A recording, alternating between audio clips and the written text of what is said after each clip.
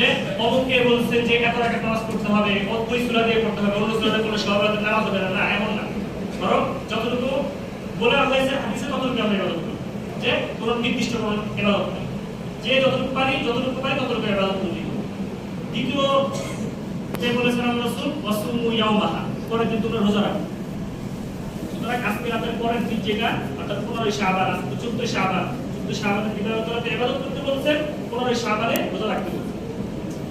তিন নাম্বার যে ইবাদত সেটা হচ্ছে আল্লাহ রাসূল সাল্লাল্লাহু আলাইহি ওয়াসাল্লাম এই হাদিসের মধ্যে বলেছেন যে আল্লাহ তাআলা এই রাতে দুনিয়ার আসমানে চলে আসেন, ইয়ানজিলু ফিহা বিগুরুবিশ শামস, অর্থাৎ সূর্য ডোবার পর থেকে আল্লাহ তাআলা দুনিয়ার আসমানে এসে পড়েন এবং এসে বান্দাদেরকে ডাকতে থাকেন, আলা আমি মুস্তাগফিরিন ফাগফিরুল্লাহ, কি আছে ক্ষমা প্রার্থনা করে আমার কাছে ক্ষমা চাও, ক্ষমা করে দেব।